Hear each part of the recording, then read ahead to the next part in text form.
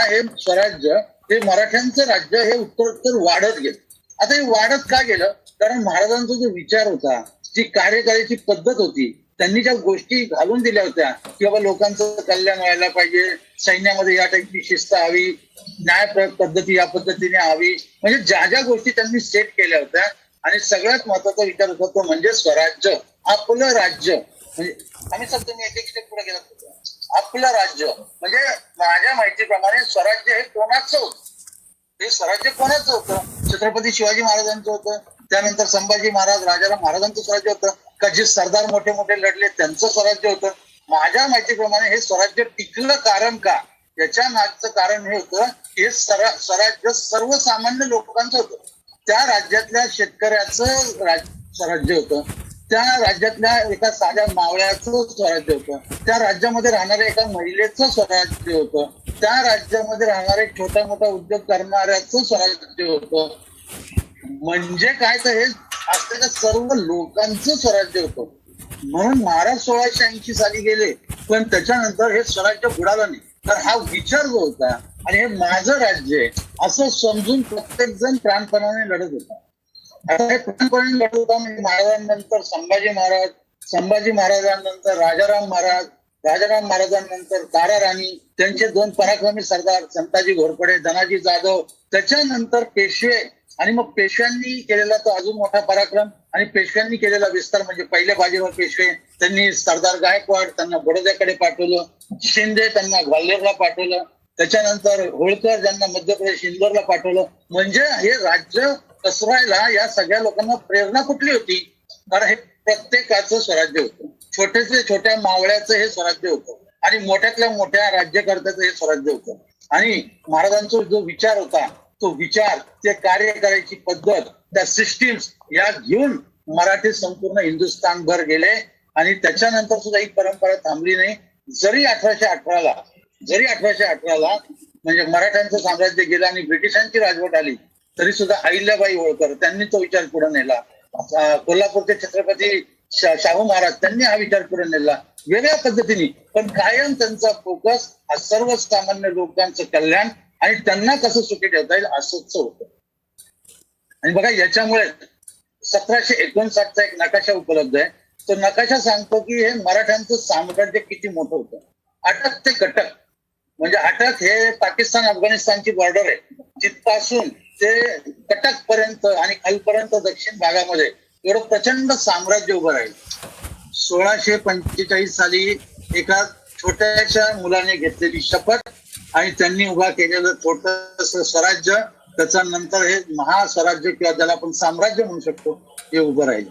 म्हणजे परत जर आपण बघितलं, एक प्रामाणिक विचार, त्याच्याबरोबर मिळालेली योग्य लोकांची साथ, सर्वसामान्यांना सुखी ठेवण्याच्या सिस्टीम, त्याच्याबरोबर की स्वतः पुढे जाऊन स्वतः फ्रंटला राहून राज्य विस्तारासाठी केलेल्या सगळ्या गोष्टी, आणि मग तयार झालेलं स्वतःच एक स्वराज्य आणि त्याचं रूपांतर झालेलं साम्राज्यामध्ये.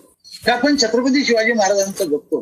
म्हणजे 1645 ते 1818 हा साधारण 150+ वर्षाचा पिरियड मराठ्यांनी या हिंदुस्थानवर राज्य. म्हणजे स्वराज्य मिळाल्यानंतर हे कमी नाही झालं, तर हे वाढलं. कारण नंतर ही मुद्रा बघून समोरचा शत्रू की महाराजांचे सैनिक आहेत, मराठे आहेत, हे बघून सरेंडर होत होते. कित्येक लोकांनी युद्ध न करता आम्ही तुमच्यात सामील होतो. काही लोक म्हणले आमचं आम्हाला छोटं राज्य करू, आम्ही तुम्हाला खंडणी देतो. म्हणजे मराठ्यांचं झालं काय की राजमुद्रा, राज्याभिषेक झाल्यानंतर ही राजमुद्रा ही काय सांगते? ही अभिमान सांगते. ही काय सांगते? ही सांगते पराक्रम. ही काय सांगते? ही सांगते दरारा. ही काय सांगते? ही सांगते इतिहास घडवणं. म्हणजे एवढी या राजमुद्रेमध्ये ताकद होती. आणि आता आपण याला जर सगळ्यात जास्त नेटसपला जर कनेक्ट करायचं तर बघा, आपण नेटसप जर बघितलं तर माझ्या दृष्टीने नेटसपची सुद्धा स्वतःची एक राजमुद्रा आहे. ही राजमुद्रा काय सांगते? सेहत बरकत मुस्कुराहट. ही आपली राजमुद्रा आहे.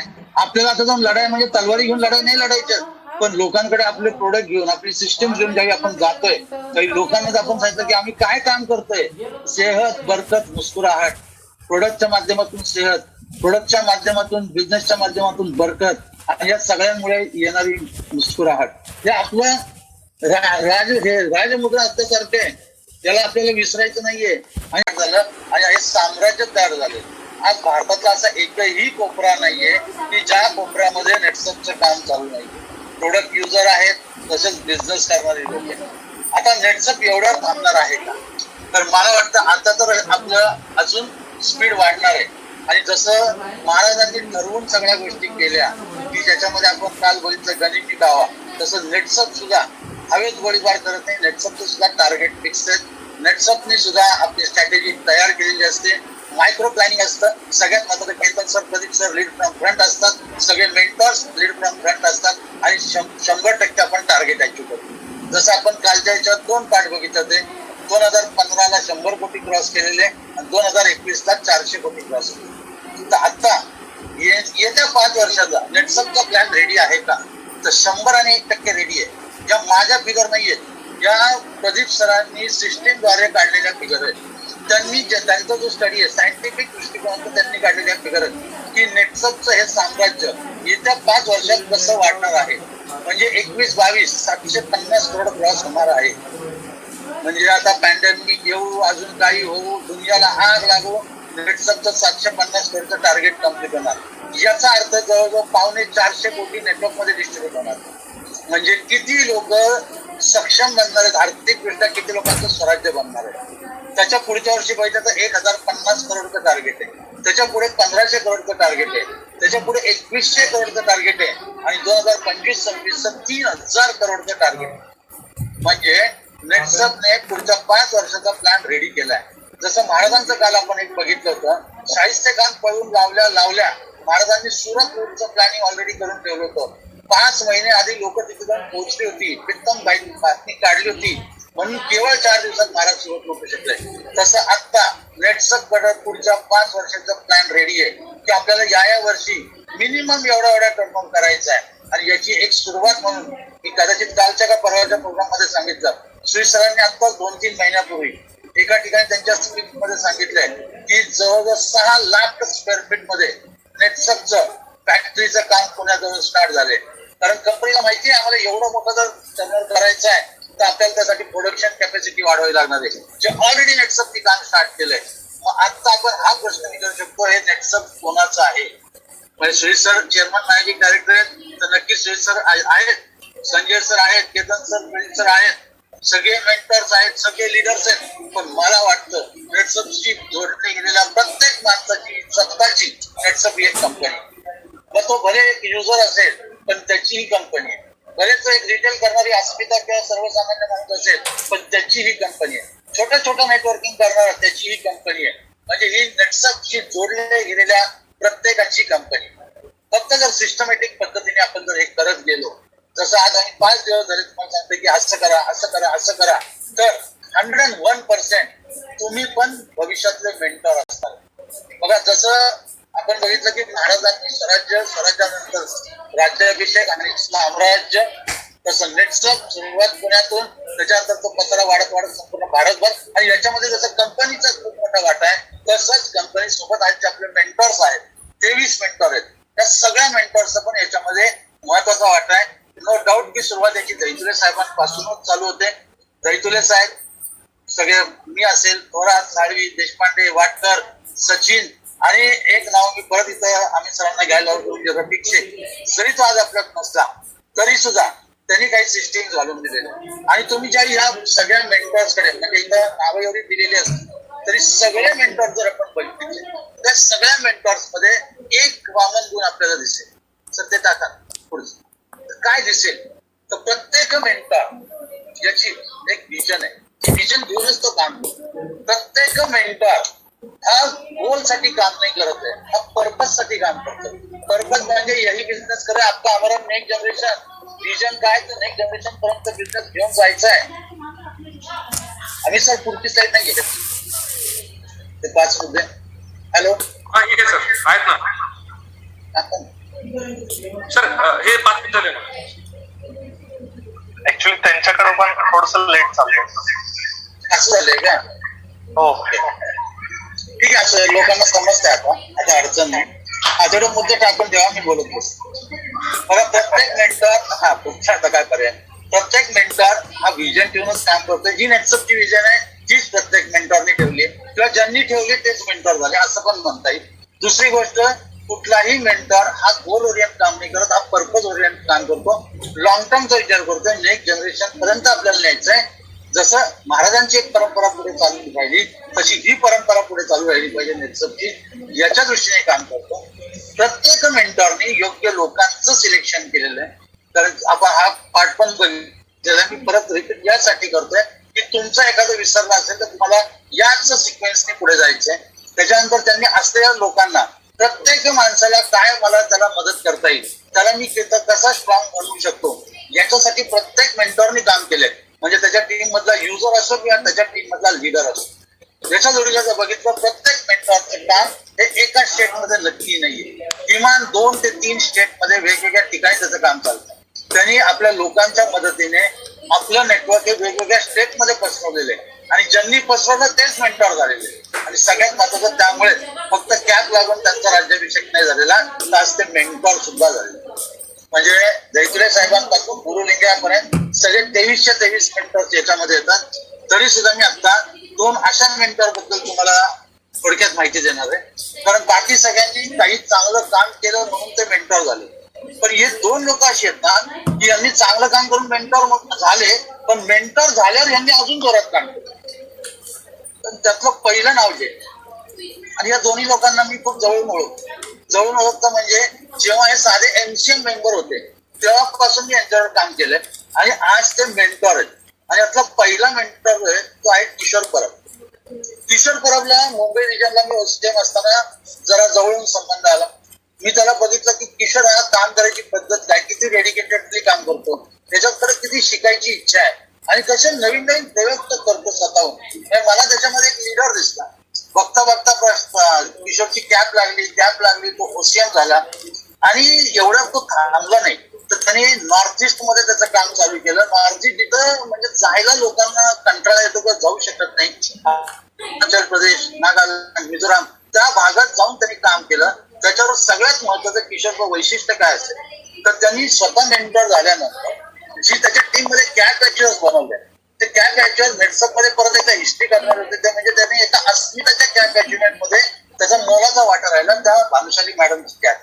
म्हणजे किशोर परब हा फक्त मेंटर झाल्यानंतर थांबला नाही, तर त्यांनी त्याचा अजून स्पीड वाढवलेला आहे. आणि अस्मितांच्या टीमसाठी म्हणा किंवा नॉर्थ ईस्ट मध्ये म्हणा, हे त्याचं एक वैशिष्ट्य राहिलेलं आहे. आणि दुसरा जर मी कुठला मेंटर बघितलं तो सत्यवान कदम. सत्यवान कदम म्हणजे सगळ्यांना त्याची स्टोरी माहिती आहे.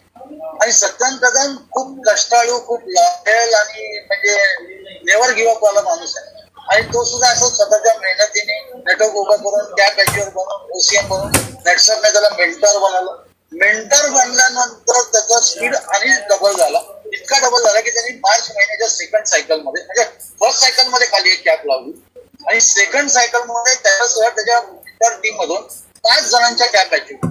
म्हणजे आपण या 2 लोकांकडनं प्रेरणा काय घेऊ शकतो. सगळ्याच मेंटॉरनी सिस्टीमनी काम केलंय, तर ही 2 लोक मला या ठिकाणी का आवर्जून सांगायची वाटतात. आपण यांच्याकडनं प्रेरणा घेऊ शकतो की हे खरोखर त्या पर्पज साठी काम करतात. की आता माझी अचिव्हमेंट झाली, मी मेंटॉर झालो, मला काही एवढासा टर्नओव्हर ओके फाईन असं नाहीये. म्हणजे ही लोक आता खरोखर खालच्यांसाठी काम करतात. आता तुम्ही हा विचार करा, तुम्ही आता अजून कदाचित स्टार असाल, ऑप्स असाल, सिल्वर असाल, कुणी एमसीएम असेल, कुणी मिशन कॅम्प मध्ये आला असेल एकदा दोनदा, काही लोक अशी पण असतील ज्यांची कधी ना कधी कॅप लागली असेल. पण तुम्ही जर थोडस या सगळ्या मेंटर लोकांना ऑब्झर्व केलं की अरे यांच्याकडे एक विजन आहे, ही लोक एक पर्पज घेऊन काम करतात, योग्य लोकांना सिलेक्ट करतात, टीम मधल्या प्रत्येक माणसाला एम्पॉवर करायचं काम करतात. याच्या जोडीला आपण बघितलं तर यांनी नेटवर्क आपलं स्प्रेड केलेलं आहे, वेगवेगळ्या एरियात केलंय आणि सगळ्यात महत्वाचं सगळे घटक त्यांनी सुटी केले. बघा आपण किशोरचं एक्झाम्पल घेतोय, अस्मिता टीम त्यांनी एवढी जबरदस्त चालवली आहे. याच्यामध्ये सर मागे तर त्याच्यामध्ये मी एकदा त्याच्या अस्मिता टीम बरोबर आत्ताच हैदराबाद मध्ये बोलत असताना, किशोर परबच्या पेक्षा वयाने मोठ्या त्याच्या अस्मिता लिडर्स आहेत, पण त्या सांगतात आम्ही यांना वडील मानतो. म्हणजे एवढं त्यांनी प्रेमाने अस्मितांची टीम डेव्हलप केली. सत्यान कदम लँग्वेज प्रॉब्लेम असून त्याला म्हणजे त्याला कधी कधी गमतीने म्हणतो मराठी स्पीक येत नाही, पण हिंदी फारसं चांगलं नाही, पण त्यांनी आंध्र, तेलंगणा आणि कर्नाटक मध्ये स्वतःचं नेटवर्क उभं केलंय, तिथून त्यांनी कॅप अॅच्युअर्स बनवलेत. म्हणजे अशक्य असं काही नसतं. तुम्ही जर ठरवलं तर तुम्ही सुद्धा तुमचं एक चांगलं साम्राज्य बनवू शकता. तुम्हाला सुद्धा त्यात मिळेल म्हणजे तुमचा राज्याभिषेक होईल आणि भविष्यात तुम्ही सुद्धा नेटसपचे मेंटर 100% बनू शकता. तर परत मी जाता सांगेन की जे हे 5 दिवसाचं आपलं चाललं ट्रेनिंग प्रोग्राम, याला फक्त शिवचरित्र म्हणून समजू नका, याला फक्त टाइमपास म्हणून बघू नका. तुमच्या आयुष्याचा कायापालट करणारे कदाचित हे 5 दिवस असू शकतात. पहिली गोष्ट, एक प्रामाणिक आणि परफेक्ट विजन असणं गरजेचं आहे. दुसरी गोष्ट की तुम्ही योग्य लोक सिलेक्ट केली पाहिजेत.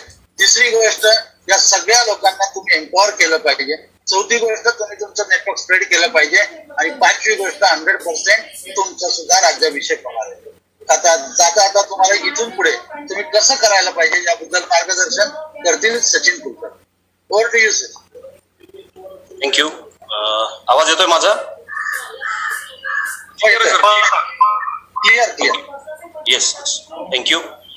नमस्कार सगळ्यांना परत एकदा.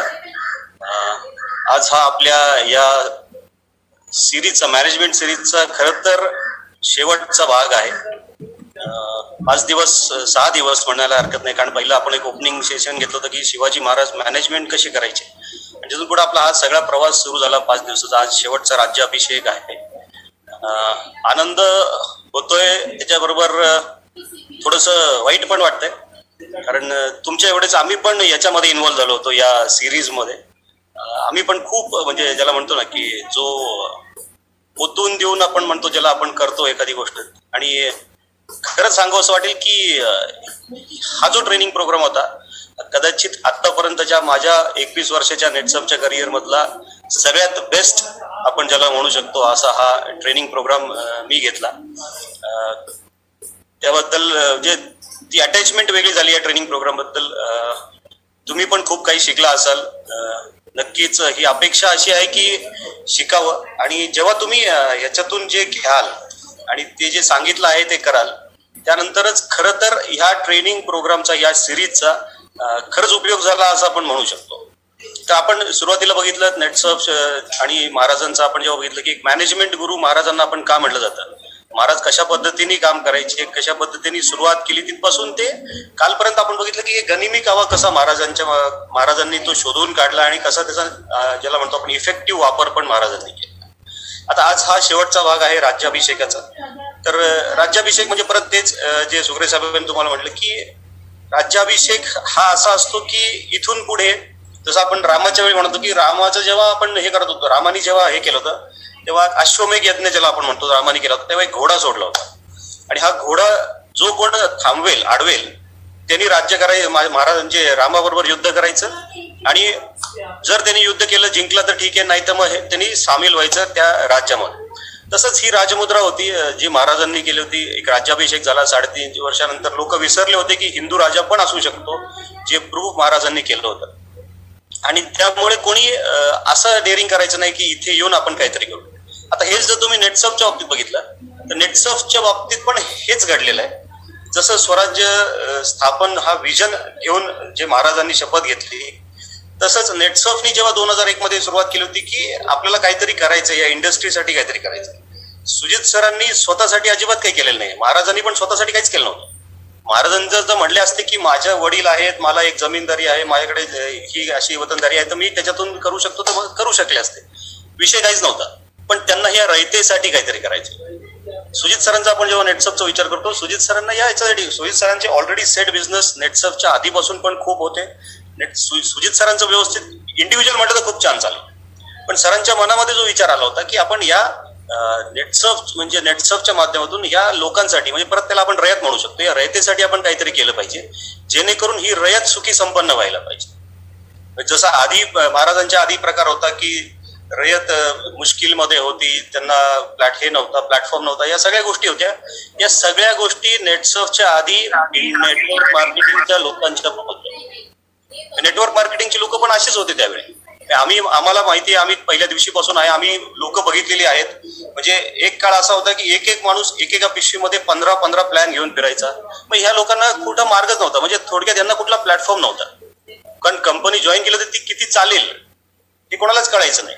कारण ह्यानं प्रत्येकाची त्यावेळीची कंडिशन अशी होती की जॉईन करा, 6 महिने वर्षभर काम करा, ही कंपनी निघून जाईल, आपल्याला उद्या दुसरं काहीतरी करायचंय. ही मानसिकता लोकांची अशा ज्या वेळी होती, अशा वेळी या अशा कठीण परिस्थितीमध्ये सुजित सरांनी नेटसपची सुरुवात केली. सुजित सर म्हणले की यही बिझनेस करेगा आपका और हमारा अगला जनरेशन. आम्हाला असे नेटवर्कर माहिती होते जे कंपनी जॉईन करायला यायचे तेव्हा विचारायचे किती वर्ष चालणार. अर्थात हा प्रश्न आम्हालाही खूप वर्ष लोक विचारत होते, कमीत कमी 2-3 वर्ष तर आम्हाला लोकांनी नक्की विचारलं. 1 वर्ष चालल्यावर बघू, मग 1 वर्ष चालल्यावर आम्ही काही लोकांना परत भेटत होते, म्हटले अजून 1 वर्ष चालली तर बघू, परत 1 वर्षाने आम्ही भेटायचो, परत लोक म्हणायचे अजून 1 वर्ष चालली तर बघू. मग असं हे जसं महाराजांच्या स्वराज्याला जशी लोक महत्व द्यायचे नाही, तसे नेटसपला पण लोक सुरुवातीला म्हणायचे किती दिवस चालेल तुमची कंपनी, किती दिवस चालेल तुमची कंपनी, आणि किती दिवस चालेल तुमची कंपनी हे जेव्हा विचारायचे तेव्हा सुजित सरांनी जे विजन दिलं होतं की यही बिझनेस करेगा आपका और हमारा अगला जनरेशन, म्हणजे हा विषयच मिटून टाकायचा. ते 3 वर्ष चालेल, 6 वर्ष चालेल का 8 वर्ष चालेल का 15 वर्ष चालेल हा विषयच नाही. तुमची माझी पुढची पिढी पण हाच बिझनेस करेल, इतके वर्ष नेटसप चालेल, हे विजन सुजित सरांनी दिलं. म्हणजे हा जो एक प्लॅटफॉर्म पाहिजे होता, जो शिवाजी महाराजांनी स्वराज्याची स्थापना करून या मराठी जनतेला दिला किंवा या हिंदवी लोकांना दिला, तोच प्लॅटफॉर्म सुजित सरांनी ह्या नेटवर्क मार्केटिंगच्या इंडस्ट्रीमध्ये दिलेला आहे. म्हणजे खऱ्या अर्थाने एक रयतेचं राज्य जे म्हणतो, एक सुराज्य आपण जे म्हणतो, हे सुराज्य आणायचं काम आपण नेटसपच्या माध्यमातून केलेलं आहे. दुसरी महत्वाची गोष्ट जी मला तुम्हाला सांगावीशी वाटते, ज्याला आपण मॅनेजमेंटच्या भाषेमध्ये म्हणतो क्लोजिंग ऑफ गॅप्स, म्हणजे महाराजांनी खूप उत्तम पद्धतीने केलं. कारण महाराजांनी एक गोष्ट जी केली की महाराज जरी राजे होते, पण महाराजांनी स्वराज्य स्थापन करताना कुठेही मी राजा आणि तुम्ही प्रजा असा भेद कधीच केला नाही. तुम्ही महाराजांचा प्रत्येक इन्सिडेंट बघा, तुम्ही महाराजांचा प्रत्येक किस्सा वाचा, ऐका. प्रत्येक ठिकाणी तुम्हाला आणि प्रत्येक रयतेतला माणूस म्हणतो की हा जो राजा आहे हा माझ्यातलाच एक आहे, he is one of us, हे प्रत्येक वेळी म्हणलं जातं, हा आमच्यातलाच एक आहे. आणि सेम पद्धत ही नेटसपनी पण अवलंबली होती, सेम पद्धत नेटसपनी पण वापरली होती. नेटसपनी पहिल्या दिवशीपासून कधीच आम्ही कंपनी आणि तुम्ही नेटवर्कर हा भेदभाव कधीच केला नाही. नेटसप आज जे उभं आहे ते याच कारणामुळे होते की ही जी गॅप होती, जी आज नेटसप यायच्या आधीपर्यंत खूप अशा कंपन्यांमध्ये बघण्यात आली होती किंवा खूपशा कंपन्या त्यामुळे कदाचित ज्या यायच्या 1-2 वर्ष चालायच्या निघून जायच्या, कारण मॅनेजमेंट आणि नेटवर्क याच्यात ही गॅप कधीच भरून निघायची. मॅनेजमेंटला वाटायचं मॅनेजमेंट चालवते, नेटवर्कला वाटायचं नेटवर्क चालवते, आणि कुठेतरी काहीतरी गडबड झाली की ही कंपनी कोसळून जायची आणि असंख्य लोकांचं नुकसान व्हायचं. ही गॅप जी भरून काढली, याच्यामुळे कदाचित 21 वर्ष, आज 2021 मध्ये आपण नेटसपला इतकं मोठं बघतो, म्हणजे हा नेटसपचा राज्याभिषेक आपण बघतोय, कारण ही गॅप नेटसपनी भरून काढली आहे. आजही प्रत्येक वेळी तुम्ही जेव्हा बॅनर बघता तिथं तुम्हाला दिसतं नेटसप नेटवर्क. हे नेटसप वेगळं नाहीये, हे नेटवर्क वेगळं नाहीये, हे नेटसप आणि नेटवर्क हे एकत्रपणे केलेलं आहे. ही अख्खी गॅप नेटसपनी भरून काढली आहे, त्यामुळे हा नेटसपचा राज्याभिषेक तुम्हाला मला बघायला मिळतो. आज जसं आपण म्हणतो की आज ही शिवमुद्रा बघितल्यानंतर कोणी नादी लागायचं नाही, तसं आज नेटसप मध्ये जे पद्धतीने नेटसप चाललेलं आहे, जी ब्रँड व्हॅल्यू नेटसपनी तयार केलेली आहे, जी इमेज नेटसपची झालेली आहे, जी जाहिरात आज नेटसपची आपण बघतोय, आज ब्रँड अँबॅसेडर आपण बघतोय, येणाऱ्या काळामध्ये हीच नेटसपची राजमुद्रा जी म्हणतो, जे तुम्हाला सुप्रिया साहेबांनी सांगितलं की सेहत बरकत मुस्कुराहट, हे कुठलाही सामान्य माणूस जेव्हा कुठेही बघेल ना, नेटसप वाचेल, त्याला ही नेटसपची राजमुद्रा कळणार आहे आणि तो म्हणणार आहे की ही नेटसपची राजमुद्रा असेल. कुठलाही नेटवर्कर घ्या, कुठल्याही कंपनीतला माणूस घ्या, ही राजमुद्रा दाखवल्यानंतर तो नेटसपच्या स्वराज्यामध्ये सामील झाल्याशिवाय राहणार नाही. एवढी ही जबरदस्त राजमुद्रा नेटसपनी पण तयार केलेली आहे. तिसरी गोष्ट महत्वाची मला तुम्हाला जी सांगायची आहे ती म्हणजे ऍडमिनिस्ट्रेशन. बघा, हे सगळं तर चालू होतं, हे सगळं केलं होतं, गरज होती काहीतरी वेगळं लोकांना द्यायची, आणि हे ऍडमिनिस्ट्रेशन मी माझ्या परवाच्या एपिसोडमध्ये पण तुम्हाला सांगितलं, परवाच्या भागात पण तुम्हाला सांगितलं, जे छत्रपती शिवाजी महाराज होते, हे प्रशासकीय त्यांची जी कला होती ही प्रचंड, ज्याला म्हणतो ना आपण, म्हणजे उल्लेखनीय, ज्याला आपण म्हणतो की ज्याला आपण याचा उल्लेखच करू शकत नाही, इतकी छान होती. पण हे ऍडमिनिस्ट्रेशन स्किल जे त्यांच्यातलं होतं, त्याच्यामुळे त्यांनी एक गोष्ट नक्की केली की वेळोवेळी ज्या काही गोष्टी लागतात, स्वराज्य पुढे नेण्यासाठी ज्या ज्या गोष्टी करायच्या असतील, त्या वेळी त्या गोष्टी ते पावलं महाराज व्यवस्थित उचलत गेले. आणि हीच तुम्ही नेटसपच्या बाबतीत जर बघितली तर नेटसपनी पण काळानुसार प्रत्येक वेळी टाइम टू टाइम, ज्याला आपण म्हणतो, हा चेंज आपल्या सिस्टीम मध्ये करत गेलेली आहे नेटसप. म्हणजे नेटसप जेव्हा सुरुवात केली, आम्ही 7 लोक होतो, जे सुग्रे साहेब तुम्हाला जो झाडाला तुम्ही बघितले ते 7 मेंटॉरचे फोटो तुम्ही नाव बघितली, ती 7 लोक होतं. आम्ही सुरुवात केली, आम्ही 7 मेंटॉर सुरुवातीला होतो. जसं जसं हे आपला प्रसार वाढत गेला, आपला प्रचार वाढत गेला, नंतर आपला पसारा वाढत गेला, तसं तसं हे ह्याला अजून हातभार लावायची गरज वाटली. मग ह्याच्यानंतर एक एक एक एक सिस्टम आपण आणत गेलो. हे चालवण्यासाठी ज्याला आपण म्हणतो हे रयतेचं राज्य आहे, हे काही कुठलं महाराजांचं राज्य नव्हतं. महाराज म्हणत होते माझं राज्य नाहीये, हे तुमचं माझं मिळून आपण ही श्रींची इच्छा पूर्ण करतोय, स्वराज्य आपण तयार करतोय, हे सुराज्य आपण तयार करतोय. नेटसर्फनी पण त्याच पद्धतीने केलं होतं की बाबा हे जर चालवायचं असेल तर हे तुमचं आणि माझं नाही, हे आपल्याला मिळून करायचं आहे. हे रयतेचं राज्य आहे, तुम्ही आणि मी याचा एक भाग आहोत, आपल्याला मिळून हे चालवायचं आहे. आणि त्या पहिल्या दिवशीपासून हे आमच्या डोक्यात होतं की हे आपलं नाहीये, हे आपल्या सगळ्यांचं मिळून आपण एका रयतेसाठी सुरू केलेला हा प्रवास आहे नेटसर्फचा. आणि त्यासाठी ह्या असंख्य गोष्टी, असंख्य चेंजेस किंवा टाइम टू टाइम ज्याला म्हणतो आपण की एक इकोसिस्टम उभारायचं काम नेटसर्फ. मग हे छोटे छोटे बदल करत करत आपण आज कुठपर्यंत आलोय तुम्ही बघा. आपण आज झोन केलेले आहेत, आपण आज रिजन्स केलेले आहेत. त्या रिजन्सला आपण एमसीएम तिथले अपॉइंट करतो. ते एमसीएम बरोबर एक ओसीएम असतो, एक झोन असतो, त्या झोनलचा एक ओसीएम असतो. या सगळ्या असंख्य गोष्टी ज्या आपण तयार केल्या, नेटसर्फ कडून पण लोक आहेत, नेटवर्क कडून पण लोक आहेत. आणि याचं कॉम्बिनेशन जेव्हा होतं, याचे सिनर्जेटिक इफेक्ट जेव्हा येतो, तेव्हा एक स्वराज्याचं सुराज्य होतं आणि त्याच वेळी त्याचा राज्याभिषेक होतो, जे नेटसर्फनी करून दाखवलेलं आहे. ही इकोसिस्टीम जर तुम्ही बघितलीत, तुम्ही याचा नीट जर अभ्यास केलात, तर इथं आपण काय केलेलं आहे, इथं आपण एक स्ट्रॅटेजी लावलेली आहे. ही स्ट्रॅटेजी जी आहे, हा ताळमेळ बसवायचा जो प्रकार आहे, जो महाराजांनी पण केला, तोच नेटसर्फनी पण केला. ही स्ट्रॅटेजी अवलंबल्यामुळे, ही इकोसिस्टम लावल्यामुळे काय झालं की याच्यामध्ये कोऑर्डिनेशन खूप छान झालं. आणि हे कोऑर्डिनेशनच असतं जे आपल्याला एक्स लेवल पासून वाय लेवल पर्यंत घेऊन जातं. या कोऑर्डिनेशन मध्ये हे कळतं की हे माझं आहे, हे माझं आहे आणि हे मला करायचंय. आणि हे आपल्याला मिळून जेव्हा करायचं, एक मोठं सुराज्य आपल्याला स्थापन करायचंय, त्यावेळी येते ती असते ओनरशिप. म्हणजे हे जे सगळ्यांना समावून घेतलं, प्रत्येक एमसीएम तयार केला, त्या एमसीएमला वाटायला लागलं की यार हे रिजन चालवायचंय, ह्याच्यात माझी पण जबाबदारी आहे. हे रिजन चालवणं माझी जबाबदारी आहे, हे रिजन मोठं झालं पाहिजे ही माझी पण जबाबदारी आहे. सेम प्रकार एक झोनचा असतो. झोन मधल्याही लोकांना कायम हे वाटत असतं की हे झोन मोठं झालं पाहिजे, ही माझी जबाबदारी आहे. आणि असे झोन मिळून जेव्हा सगळ्यांनी हा प्रयत्न करतात की हा झोन मोठा झाला पाहिजे, तर हे आपोआपच नेटसर्फ मोठं होतंय. नेटसर्फ मोठं काय होतंय, तर एक एमसीएम म्हणतोय की हे माझं राज्य आहे आणि हे मला मोठं करायचंय, म्हणजेच नेटसर्फ मोठं होतंय. हे लक्षात घ्या. ही एक इकोसिस्टम नेटसर्फनी खूप छान तयार केलेली आहे, जी महाराजांनी त्यांच्या पद्धतीने केली होती, नेटसर्फ त्याच्या पद्धतीने करते. म्हणजे थोडक्यात ही स्ट्रॅटेजी लावतंय, याला कोऑर्डिनेशन म्हणजे जो ताळमेळ आहे, हा ताळमेळ नेटसर्फनी खूप छान पद्धतीने बसवलेला आहे. ही ओनरशिप नेटसर्फनी एमसीएम पासून प्रत्येकाला दिली आहे. आता हे ऐकताना तुम्ही एकच गोष्ट बघायची आहे की हे रयतेचं राज्य, जेव्हा मी पहिल्यांदा म्हणलो तुम्हाला, तर हे रयतेचं राज्य तुमच्या टीम मध्ये आहे का? तुमची टीम आहे ना. भली आज जो एखादा स्टार इथं बसला असेल त्याची 50 लोकांची टीम असेल, इथे एक सीएमडी प्लस बसला असेल त्याची 5,000 लोकांची 10,000 लोकांची टीम असेल. पण हे जी टीम आहे तुमची, ही रयत जी तुमची आहे, आणि तुम्ही जे म्हणता की मी ह्याचा जाणता राजा आहे, तुम्ही म्हणताय मला काही वाद नाहीये, पण ही तुमची टीम कधी म्हणेल की हा आमचा जाणता राजा आहे? हा माझा तुम्हाला प्रश्न आहे. तुम्ही तर नक्की म्हणणार की मी हा जाणता राजा आहे, पण ही तुमची टीम जेव्हा दिवशी तुम्हाला म्हणेल की मी हो हे आमचे सर आमचे जाणते राजे आहेत, मग हे सुराज्य तुम्ही तयार केलेलं आहे का? तुमच्या टीम मधल्या या गॅप तुम्ही मिटवले आहेत का? अशा असंख्य छोट्या छोट्या गॅप असतात, या ज्या गॅप असतात त्याच्यामुळं कदाचित तुमची डेव्हलपमेंट थांबते. या गॅप बुजवायचं काम आपण करतोय का? हे कोऑर्डिनेशन करायचं काम आपण करतोय का? या टीमचं ऍडमिनिस्ट्रेशन आपण नीट करतोय का? आपण आपल्या टीम मध्ये स्ट्रॅटेजी नीट लावतोय का? आणि आपल्या प्रत्येक टीम मधल्या छोट्यातल्या छोट्या माणसाला समावून आपण त्याच्यामध्ये घेतला आहे का? एक कॉमन गोल आपण दिलेला आहे का? आणि त्याला त्या ओनरशिपचा भाव ज्याला म्हणतो तो आहे का? हे त्याला फील येतोय का की हे ओनरशिप आहे, ही कुठल्या तरी या माणसाची कंपनी, या माणसाचं नेटवर्क नाहीये. या नेटवर्कचा मी पण एक पार्ट आहे. जेव्हा टीम चालू केली 7 लोकांनी, आम्हाला नीट माहिती आहे, आम्ही 7 लोक असायचो, आम्ही नेटसर्फचा विचार करायचो, आणि 7 लोक 7 दिशेला जेव्हा जायचे आपापल्या टीम मध्ये, तेव्हा हे प्रत्येक जण हेच म्हणायचे की यार ही टीम आपल्याला मोठी करायची.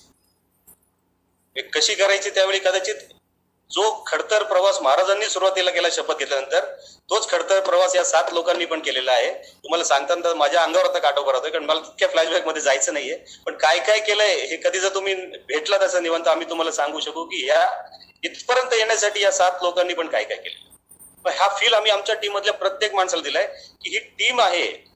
मला कंपनी म्हटलं की या टीमचा तू लीडर आहे, पण ही टीम माझी नाहीये, ही आपल्या सगळ्यांची मिळून टीम आहे. आणि ही ओनरशिप आम्ही त्यांना दिल्यामुळे आज त्या प्रत्येक जण जेव्हा उभा राहतो तेव्हा तो म्हणतो की ही माझी टीम आहे. त्यामुळे आम्ही आज प्रत्येक जण जेव्हा उभा राहतो तेव्हा म्हणतो माझं नेटसर्फ. मी नेटसर्फचा भाग आहे आणि ही कंपनी नाही, कंपनीचं मी काम करत नाही, ही कंपनी माझी. हा फील तुम्ही तुमच्या टीम मधल्या लोकांना दिलाय का? हा कॉमन गोल आपण सेट केलाय का हे बघणं खूप गरजेचं आहे. ही ओनरशिपची भावना तुमच्यातल्या प्रत्येक माणसामध्ये आहे का हे चेक करणं खूप गरजेचं आहे. आणि हे जर तुम्ही केलं ना तर एक गोष्ट नक्की घडेल ज्याला परत मॅनेजमेंटच्या भाषेमध्ये रिटेन्शन असं म्हटलं जातं. तुम्ही महाराजांचा इतिहास कधी पण नीट वाचा.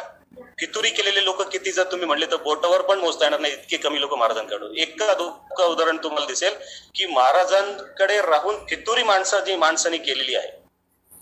आज त्याचं आत्ताचं नेटसर्फ बरोबरचं आपण उदाहरण म्हटलं तर आम्ही लोकांना जेव्हा म्हणतो की आम्ही नेटसर्फचं काम करतो, किती वर्ष झाले तर आम्ही 21 वर्षाला जेव्हा सांगतो, लोक आहे नाही ती बोटं तोंडात घालतात. कारण लोक हे पहिली गोष्ट म्हणजे माणूस शकत नाही की एक नेटवर्कर एका कंपनीमध्ये 20-20 वर्ष काम करू शकतो. कारण हे आजपर्यंत त्यांनी कधीच बघितलं नाही की एक नेटवर्कर 2 वर्ष 3 वर्षात संपलं त्यानंतर तो दुसरी कंपनी शोधणार म्हणजे शोधणार, तिथे 10-20 लोकांना टोप्या टाकणार म्हणजे टाकणार, तिथं 1-2 वर्ष काम करणार, परत दुसरी कंपनी शोधणार. ही एक कल्चर जे सेट झालं होतं नेटसर्फच्या आधी, कल्चर हे अख्खं बदलायचं काम नेटसर्फने केलेलं आहे. त्यामुळे तुम्ही नेटसर्फच्या बाबतीत पण बघितलं, जसं महाराजांकडे आपण म्हणतो की फितुरी करणाऱ्याचं प्रमाण कमी होतं. का कमी होतं तर या वरच्या ज्या 6 गोष्टी मी तुम्हाला सांगितल्या, या 6 गोष्टी महाराजांनी त्यांच्या रयतेबरोबर केल्या होत्या, त्यांच्या सरदारांबरोबर केल्या होत्या, नेटसर्फने आमच्या बरोबर केलेल्या आहेत. तुम्हाला जर तो जाणता राजा व्हायचा असेल तर ह्या गोष्टी मी माझ्या टीम मध्ये करतोय का हे बघणं गरजेचं आहे. आणि मी तुम्हाला ठामपणे सांगू शकतो, इथून पुढे या गोष्टी तुम्ही केल्यात, एकही माणूस तुम्हाला आयुष्यात कधी सोडून जाऊ शकत नाही. आणि ह्या 5 दिवसात जर तुम्ही काही शिकला असाल आणि हे जर तुम्ही वापराल तर परत मी तुम्हाला पहिलं जसं मी ओपनिंग केलं तेव्हा म्हणतो, तुमच्यात 100% बदल झाल्याशिवाय राहणार नाही. हा माझ्या आयुष्यातला सगळ्यात मोठा ट्रेनिंग प्रोग्राम मी घेतोय. आता 21 वर्षात किती घेतले असतील मला माहित नाही, पण जी मजा या प्रोग्राम मध्ये आली, कदाचित मला ती मजा आतापर्यंत 20 वर्षात कुठल्याही ट्रेनिंग प्रोग्राम मध्ये आली. कारण मी तुम्हाला वाटते तुम्ही इन्व्हॉल्व ना, तुमच्यापेक्षा जास्त आम्ही या ट्रेनिंग प्रोग्राम मध्ये इन्व्हॉल्व होतो. म्हणून मी तुम्हाला सुरुवातीला म्हणतो वाईट हा शेवटचा भाग आहे, कदाचित मला थोडं वाईट वाटतंय हा शेवटचा भाग आहे म्हणून, पण तुम्ही शिकाल, तुम्ही त्यातून मोठे व्हाल, हा आमच्यासाठी खूप मोठा आनंद त्याच्यामध्ये असणार. हे समाधान खूप मोठं आमच्यासाठी असणार आहे. जी पुस्तकं आम्ही वाचली, जो मुद्दे आम्ही काढले, याचं समाधान त्या दिवशी होणार आहे ज्या दिवशी तुमच्यातला बदल आम्हाला दिसणार. आणि हा बदल ज्या दिवशी दिसेल त्या दिवशी आम्हाला समाधान मानून घेऊ की येस हा प्रोग्राम आपण केला. ही जी मॅनेजमेंट टीम आहे वेस्टर्न झोनची, याला हा समाधान वाटेल की येस आपण हा प्रोग्राम केला, एक चांगला डिसिजन आपण घेतला. आणि हे करणं खूप गरजेचं आहे, हे तुम्ही करावं ही आमची मनापासून इच्छा आहे. पीपल मॅनेजमेंट जाता शेवटचे 2 मुद्दे राहिले तेवढे तुमच्याशी बोलतो. पीपल मॅनेजमेंट तुम्ही जर बघितलं तर महाराजांनी जी काही पीपल मॅनेजमेंट केली ना, महाराजांचा प्रत्येक मावळा जो होता ना, हा प्रत्येक मावळा जीव ओतून काम करायचा. तुम्हाला माहिती आहे महाराजांनी असं कधीच केलं नाही बाबा की हे माझं आहे, तुला जो रोल दिलाय तो तू करायचा. तुम्हाला एक छोटंसं उदाहरण जर मी सांगितलं ना, मुघलांचं राज्य खूप मोठं होतं, मुघलांकडे सेना खूप मोठी होती, मुघलांकडे वतनदारी प्रकार होता. महाराजांनी ज्या ज्या काही धोके दिसले ते धोके सगळेच्या सगळे जागच्या जागी मोडून काढले. आणि महाराजांना माहिती होतं की त्याशिवाय हे रयतेचं राज्य हे सुराज्य येणार नाहीये. एक छोटासा किस्सा तुम्हाला सांगतो फक्त त्यातला. जेव्हा शाहिस्ता खानचा आपला विषय झाला काल गनिमी गावामध्ये, शाहिस्ता खान ओनरशिप ज्याला आपण म्हणतो ना, ओनरशिप काय असते तुम्हाला नीट कळेल. शाहिस्ता खान जेव्हा 3 वर्ष पुण्यामध्ये ठाण मांडून बसला होता, त्याचा एक भाचा होता जो त्याकडे आला, कामदार का नामदार त्याचं काहीतरी नाव होतं. तो म्हटला यार हे शिवाजी महाराज तर एवढंच आहे, आपण कधी पण त्याला जाऊन हरवू शकतो, तुम्ही का 3 वर्ष वाट बघताय, आपल्याला बादशाहनी इथं का पाठवलंय. त्यांनी एकच सांगितलं, बाबा हे पुण्याची हवा खूप चांगली आहे, हे पुण्याची हवा खूप छान आहे, इथं खूप मजा येते. जर मी शिवाजी महाराजांवर आक्रमण केलं, जर मी शिवाजी महाराजांना हरवलं, बादशाह माझ्यावर खुश होईल आणि माझी बदली कंधार किंवा काबूलला करेल. आणि तिथल्या रणरणत्या उन्हामध्ये मला जायचं नाहीये, म्हणून मला महाराजांना हरवायचं नाहीये. मला सांगा, असे जर लोक स्वराज्यामध्ये असतील, त्या राज्यामध्ये असतील मुघलांच्या, तर हे मुघल राज्य कधी मोठं होणार आहे. हे मुघल राज्य कधीच मोठं होऊ शकत नाही, कारण लोक असे ज्यांना कॉमन गोल अजिबात नाहीये. तो तिकडं मुघल काय करतोय दिल्लीमध्ये आम्हाला माहित नाही, इथं आम्ही काय करतोय त्याला माहित नाही, कोऑर्डिनेशनचा पत्ता नाही, ओनरशिप नाही, त्यामुळं रिटेन्शन तर अजिबात नाही होत. तुम्हाला सुखरे साहेबांनी सांगितलं किती लोक मुघल सैन्यामधले महाराजांना येऊन मिळाले, कारण महाराज हे पगार वेळेवर करायचे. मुघल साम्राज्यामध्ये 2 वर्षांनी एकदा पगार मिळाला तर लोकांना वाटायचं पगार मिळाला वेळेत मिळाला म्हणून. महाराज दर महिन्याच्या प्रतिपदेला लोकांचा पगार करायचे, कारण हिंदू कॅलेंडर होतं, प्रतिपदा असायची. दर महिन्याच्या प्रतिपदेला महाराज फही करायचे, कारण हा रिटेन्शनचा एक पार्ट होता. जे मी तुम्हाला सांगितलंय ते मी करतोय, हे महाराजांनी प्रत्येक वेळी सांगितलंय. त्यामुळे हा रिटेन्शन खूप चांगल्या पद्धतीने व्हायचा. मग आपल्या टीम मध्ये आपण हा रिटेन्शनचा पार्ट जो आहे हा करतोय की नाही हे आपणही बघणं खूप गरजेचं आहे. पीपल मॅनेजमेंट यालाच म्हणतात. एक जीवा महाला ज्याला आपण म्हणायचो, जो एका वरातीमध्ये महाराजांना दिसला, जो दांडपट्ट्यानी अगदी 10 फुटावरचं लिंबू चिरत होता आणि कर्तब दाखवत होता लोकांना, महाराजांनी त्याला दरबारात बोलून घेतला आणि सेवेमध्ये घेतला स्वराज्याच्या. म्हणजे हा प्रत्येक वेळी तुम्ही बघा, प्रत्येक माणसामध्ये एक स्किल असते, प्रत्येक माणसामध्ये क्वालिटी असते. तुमच्या टीम मधल्या प्रत्येक माणसाकडे एक क्वालिटी असते, ज्याला आपण म्हणतो एक स्किल एक्स असतं. आणि हा स्किल एक्स जे असतं, ह्या स्किल एक्स हून त्याला स्किल वाय वर न्यायचं, हे काम तुमचं ऍज अ लीडर असतं. नेटसर्फनी आम्हा लोकांना ओळखलं. 7 मेंटॉर नेटसर्फच्या सुरुवातीला होते. या 7 लोकांकडे एक वेगवेगळी स्किल होतं. या एक्स नावाची स्किल प्रत्येकाचं होतं. हे नेटसर्फनी 20 वर्षात आज वाय लेवलला नेऊन ठेवलेलं आहे. पीपल मॅनेजमेंट नेटसर्फनी केलेली आहे. आमच्या टीम मध्ये आम्हाला खूप अशी माणसं मिळाली जी एक पर्टिक्युलर स्किल आम्हाला त्यांच्यातलं जाणवलं, त्या माणसाला आम्ही घेतलं, त्याच्यातलं तो एक स्किल वरून त्याला वाय स्किलवर नेऊन ठेवायचं काम आम्ही केलेलं आहे. आणि तुमच्या टीम मध्ये पण अशी असंख्य लोक आहेत ज्यांच्याकडे असंख्य क्वालिटी आहेत.